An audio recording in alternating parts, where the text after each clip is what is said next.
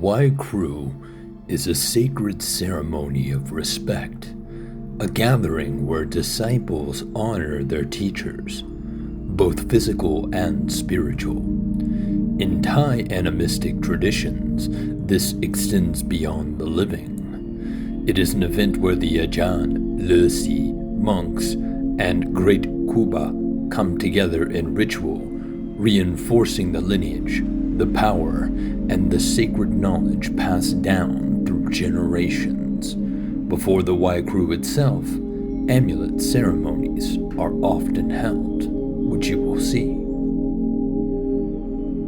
My offering this year is all of these. These ceremonies are not simply about creating talismans. They are deeply rooted in consecration, empowerment, and spiritual alignment. The presence of a high-ranking Kuba is essential. A Kuba is not just a monk, but a master of deep meditative states, possessing accumulated merit and spiritual authority. Their blessings, drawn from years of practice, bring legitimacy and power to the amulets. The Ghost Gate, which is something opened during these ceremonies, also known as the Pratupi, is an unseen threshold between realms. It is a passage where spirits enter and exit, and during major ceremonies it becomes highly active. Those who do not understand its nature are warned to stay away. Spirits can be drawn in, lingering near the boundary, and without the proper protections, a person may become entangled with energies beyond their control. The Ajahn and Lesi take special precautions, ensuring the space remains protected, keeping wandering entities from interfering, and keeping those who are not ready or able to hold that type of energy outside of the Ghost Gate to merely observe what takes place within. The creation of a sacred amulet requires a coalition of spiritual forces. The monks provide blessings, chants, and the invocation of Buddhist protection. The Kuba, with their years of disciplined practice, imbue the amulets with purity and spiritual merit. The Ajahn, often wielding deeper esoteric knowledge, performs intricate inscriptions, activating hidden forces within the material.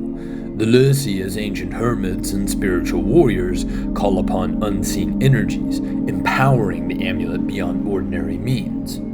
Each role is vital. Without the Kuba, the amulet lacks the weight of divine merit. Without the monks, it lacks the protection of Buddhist authority. Without the Ajahn and the Lesi, it lacks the raw force of magical potency. A Waikru begins with offerings. Flowers, incense, and symbolic gifts are placed before the teachers. Disciples kneel, their heads bowed, acknowledging the lineage they are a part of. The ritual proceeds with chants, prayers, and blessings. The Ajahn marks students with sacred inscriptions, strengthening their spiritual bonds. The Lesi oversee the invocations, ensuring the presence of the unseen masters. The Kuba and monks offer blessings, stabilizing the ceremony within the power of their discipline. The atmosphere thickens with energy as the ceremony reaches its peak. The spirits of the lineage descend, guiding the living. Those who are sensitive feel the shift, a weight in the air, a presence watching, the echo of something beyond the material world.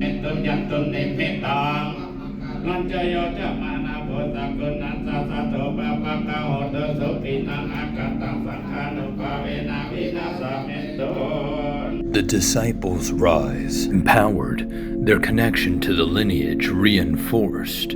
The ceremony concludes, but the effect lingers. It is not merely a ritual, it is a transmission of power, a reaffirmation of spiritual duty, and a continuation of an ancient path that has never faded.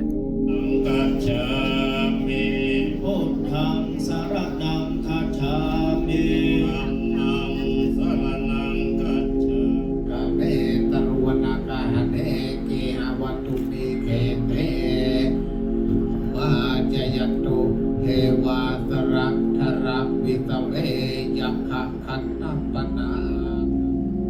preparatory ceremony before the Y Crew, various ritual elements are used to create a spiritually fortified space and invoke the right energies. Among these are the Nku candles, Tawesuan candles, My Crew, and the Saisin, each playing a critical role in the process. Nku candles are lit to invoke the power of attraction, harmony, and spiritual connection. Nku, often represented as a pair of figures entwined in embrace, symbolizes the force that binds teacher and student, spirit and body, disciple and lineage. Lighting these candles strengthens the bond between participants and their spiritual guides, ensuring that the blessings and teachings are received in full. It also calls upon the energy of charm and charisma, making it easier for the teachings to take root in the disciple's mind and spirit. Tawesuan candles, on the other hand, summon the protective force of Tawesuan, the great guardian king of the Asuras. He is the enforcer of spiritual law, the wielder of divine authority, and the protector against malevolent forces.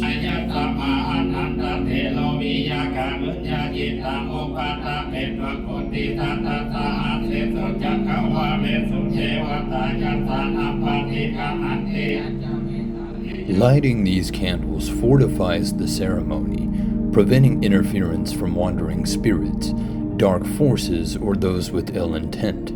Without this protection, the energy being raised could attract unwanted attention, making the space vulnerable to intrusion from entities seeking to siphon the power for themselves, wandering ghosts and demons of ancient lore, if you will. The Lucy and the Ajarn each carry a My Crew, a sacred teacher's staff, a Buddhist wand. The My Crew is not just a symbol of authority, it is a conduit of lineage power. For the Lucy, it represents the accumulated wisdom of the hermit path, the ability to command spirits in the